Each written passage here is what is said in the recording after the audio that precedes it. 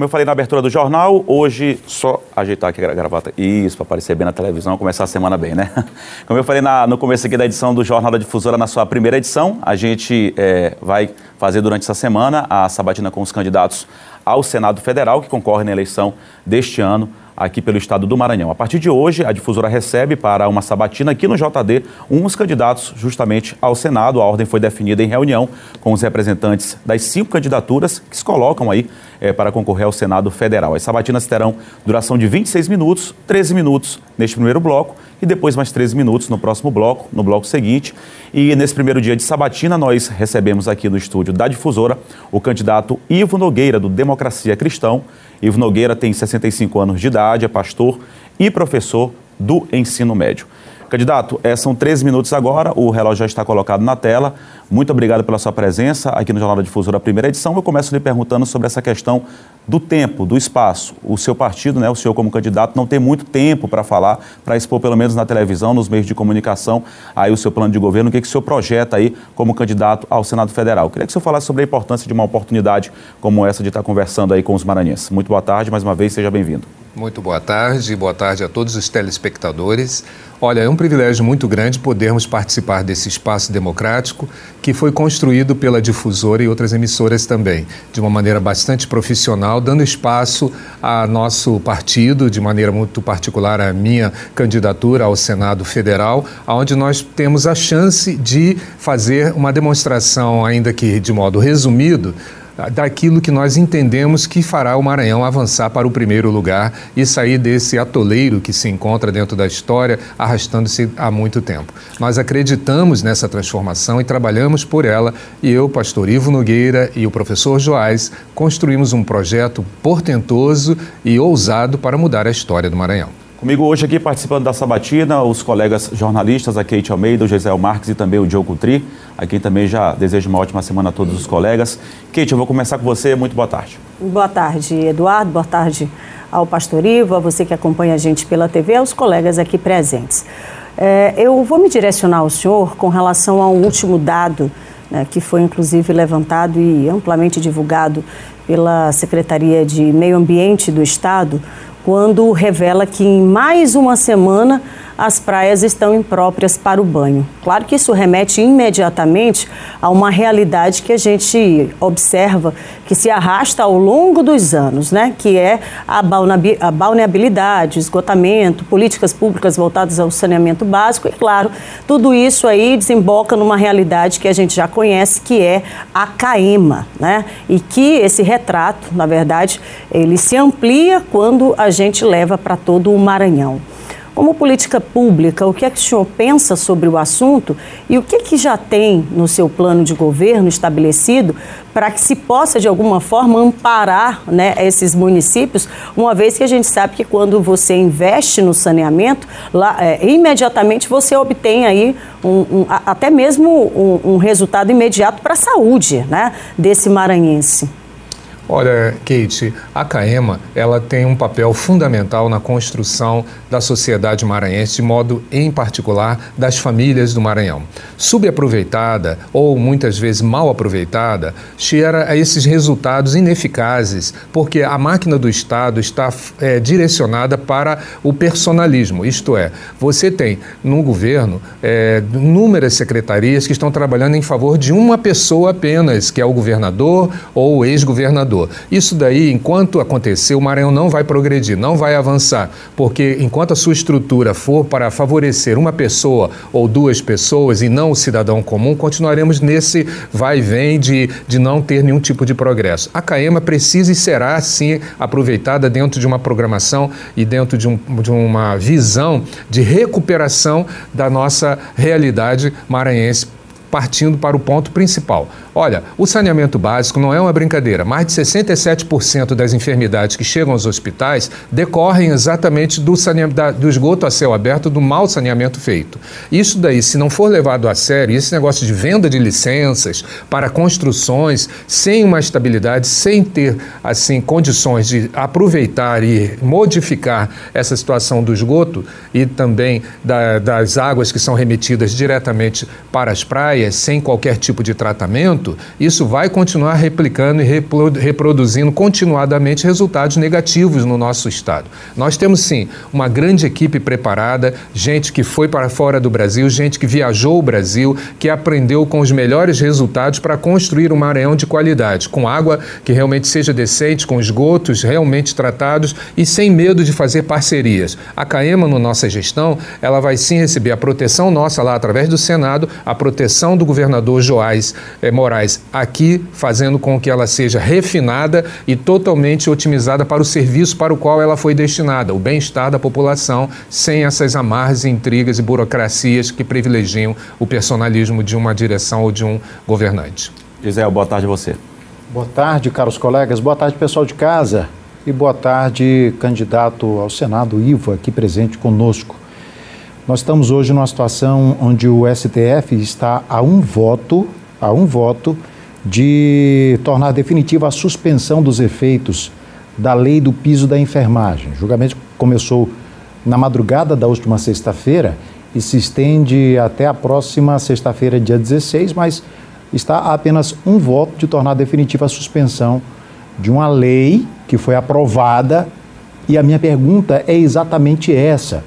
O que o senhor pensa, como candidato ao Senado, dessa interferência de um poder no outro, já que legislar é o poder, é o que cabe ao poder legislativo, Congresso, Senado e Câmara Federal. E aí nós vemos, nesse momento, a interferência do Poder Judiciário, a mais alta corte do país, em algo que foi aprovado pelos legisladores, e essa interferência, e há um voto apenas de suspender o piso salarial da enfermagem, a lei do piso.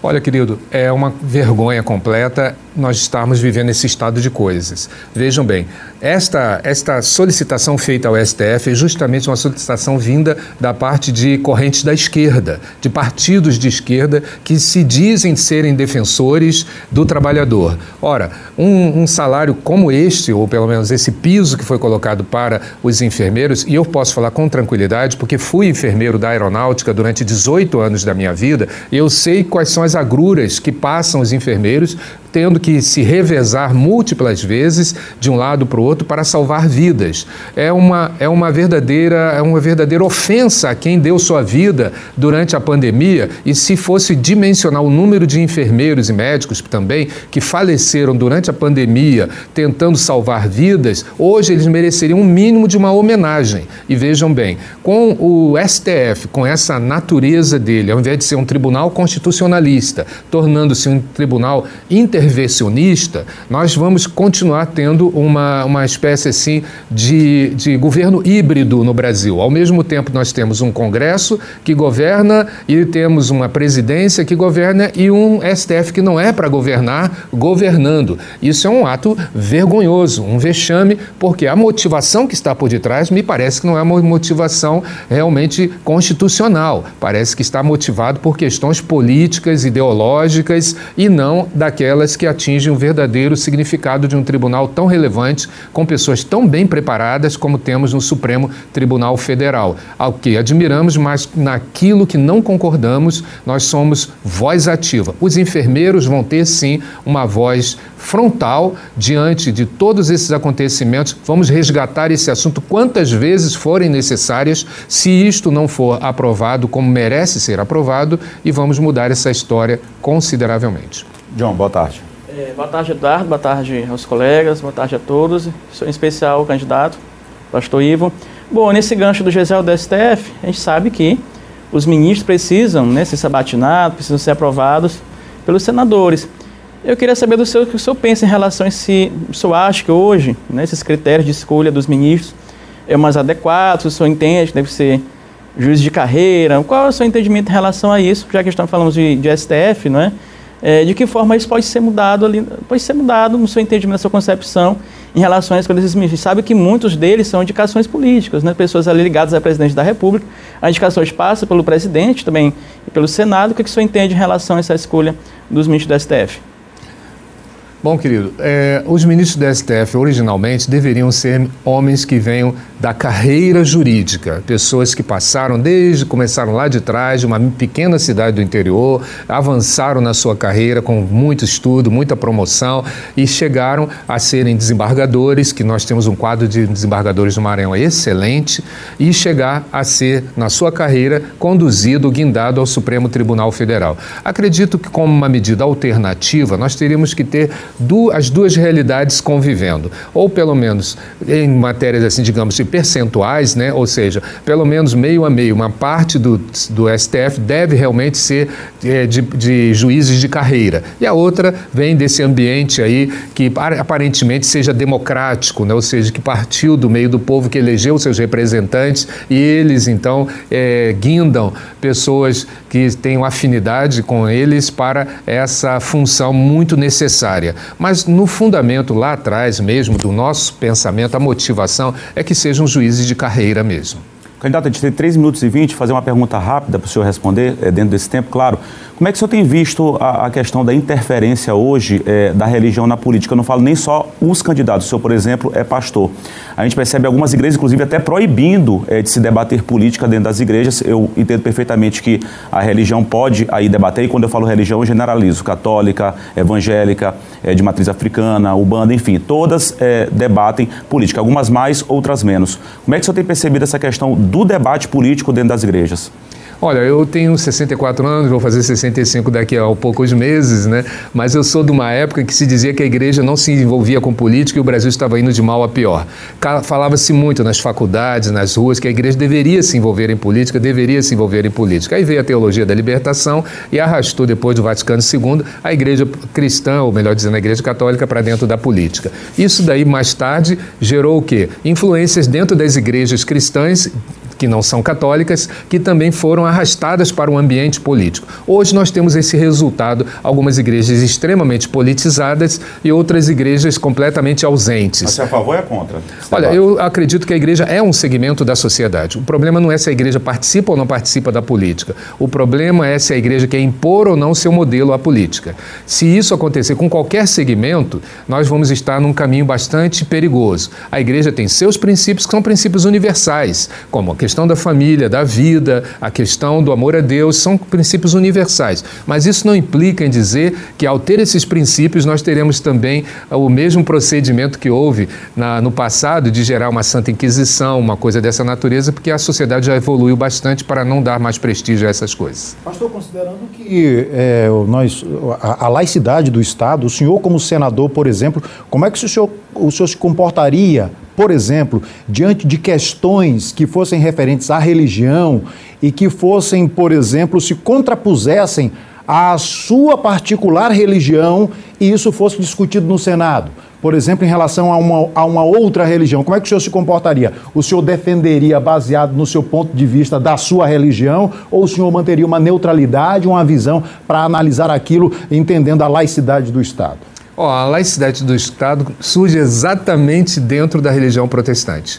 Foi a partir daí, inclusive por não querer ter a interferência do Estado dentro da igreja, que se lutou e se construiu essa forma de pensar, ou seja, de não ficar tendo a religião como o motor da política. Agora, uma coisa é você ter a parte programática de uma religião dentro da política, outra coisa é você ter princípios. E existem princípios, eles são inegociáveis. Ora, se esses princípios inegociáveis forem para dentro de um debate, eles prevalecerão dentro da minha postura e da postura daqueles que comungam do mesmo tipo de pensamento e sentimento que construímos. Agora, existem questões que são meramente doutrinárias, ou seja, da particularidade de um segmento religioso. Agora, quando a gente vai participar, ou melhor, discutir essa questão interna corporis de uma religião ou de um grupo religioso, isso fica circunscrito apenas ao ambiente da religião. Obrigado, mas lá candidato. Temos princípios para desenvolver. Obrigado, candidato. Só respeitando a questão do tempo, na volta o senhor pode ainda terminar de comentar esse assunto, claro, queira comentar. Óbvio, daqui a pouquinho a gente volta aqui com o candidato Ivo, candidato ao Senado Federal, o John, o Geisrael e também a Kate, para finalizar os 13 minutos finais dessa sabatina. Intervalo rápido, a gente volta já.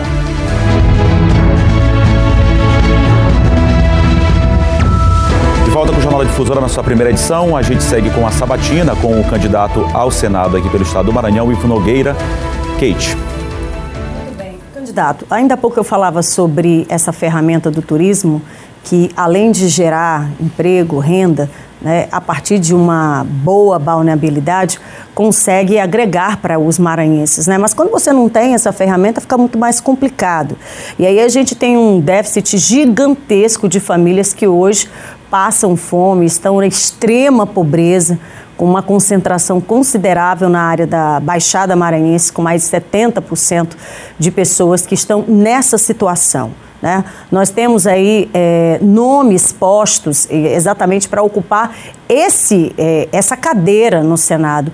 Como é que o senhor pensa, portanto, estando no Maranhão, sendo possivelmente eleito pelo Maranhão, olhar para esse Estado, para esses maranhenses, e o que poderia, de uma forma emergencial, imediatamente, trazer, né, mostrar de alguma forma para esse maranhense que é possível, né, termos um outro cenário e, como eu disse ainda há pouco, quem tem fome tem pressa. O que seria, né, nessa possível gestão sua, algo que poderia estender de imediato a mão para esses maranhenses, como política pública, né?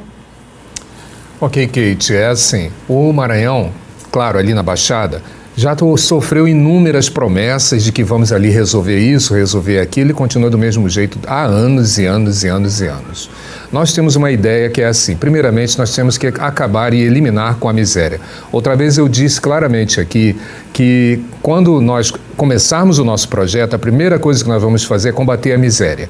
E isso nós já conseguimos meios e veículos para chegar a cada um desses cidadãos e propor a eles uma renda mínima básica para que eles possam começar, por si mesmos, a terem um progresso na sua condição de subsistência. Sem precisar criar bolsa isso ou bolsa aquilo, nós conseguimos um fundo de ajuda humanitária para levar a esse cidadão, para primeiro combater a questão da miséria, que é a maior vergonha que nós temos no nosso Estado. Mas tem um tempo de duração essa espécie de auxílio? Sim, esse auxílio tem um objetivo de durar cerca de 2 anos.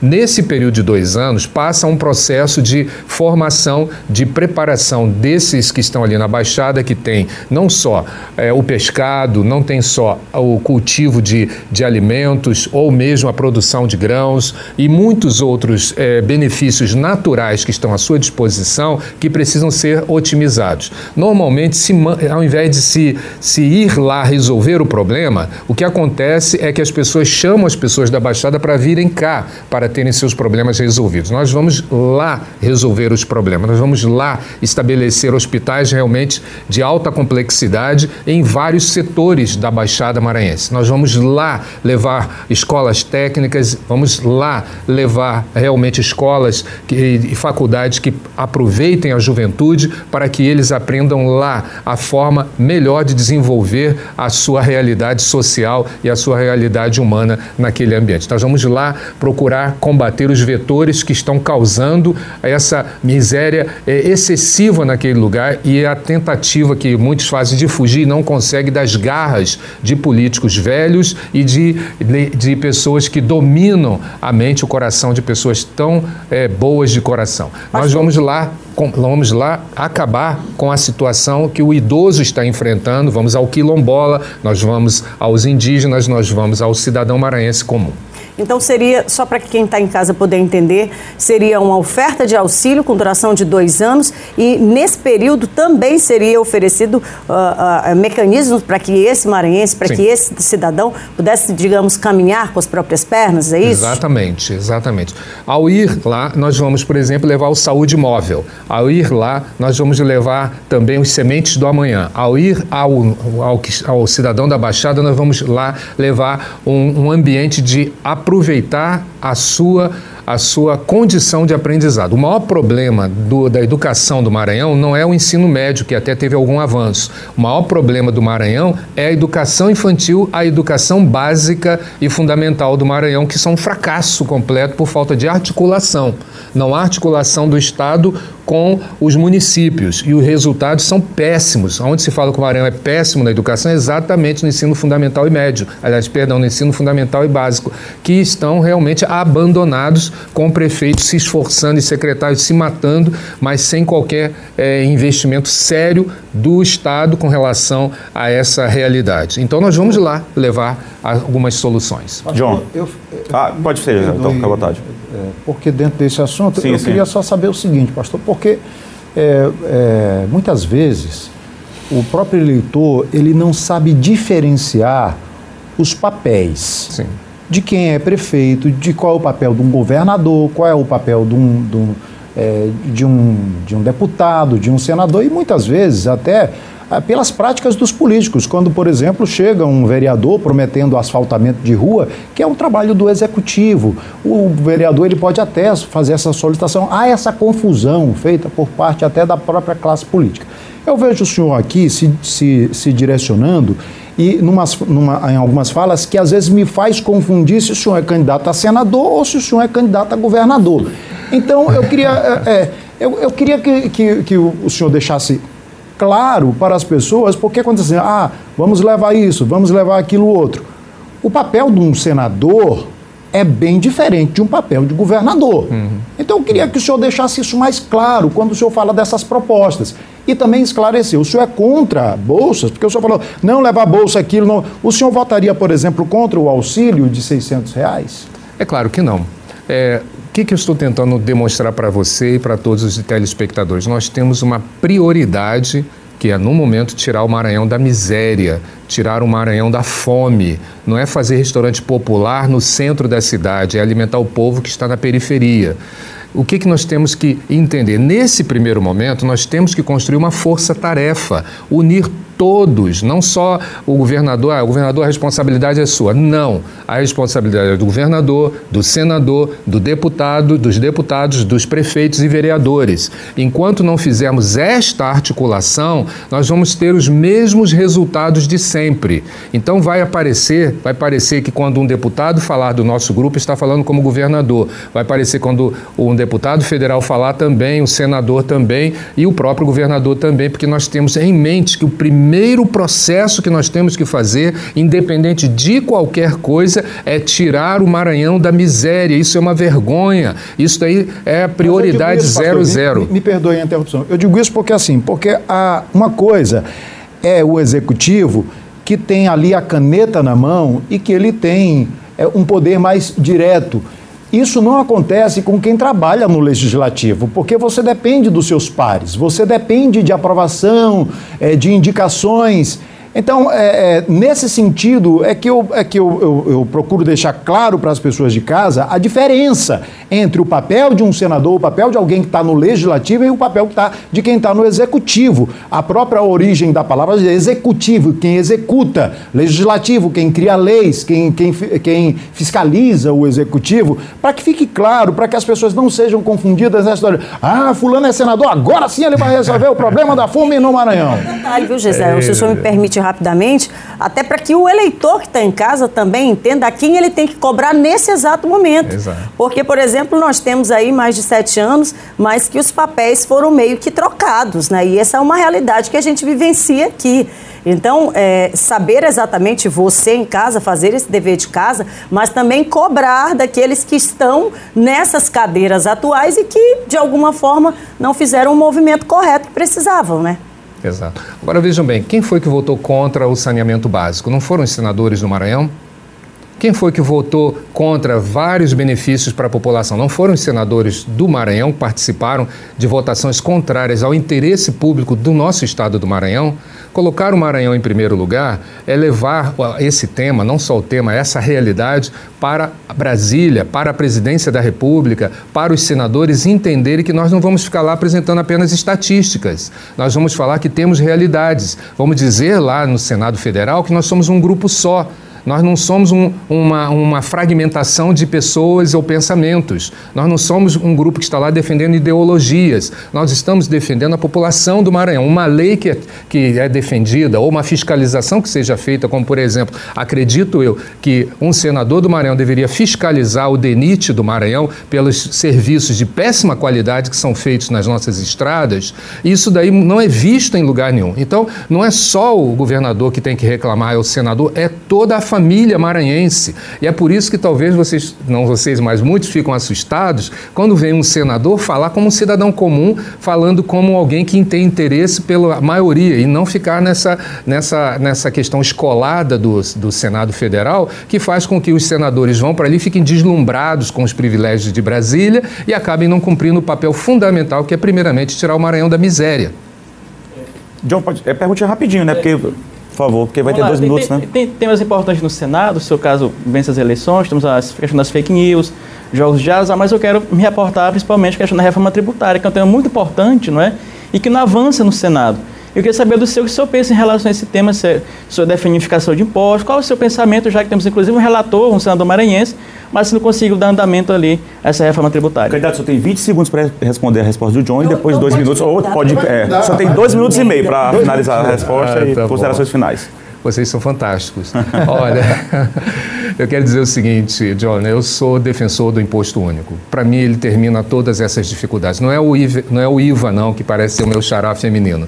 Não, é o imposto único real mesmo. Ele acaba com esses problemas, aumenta a receita, e termina com essa ideia de ficar prestando o imposto de renda todo ano, acaba com esses tormentos que acabam esquizofrenizando a nossa sociedade.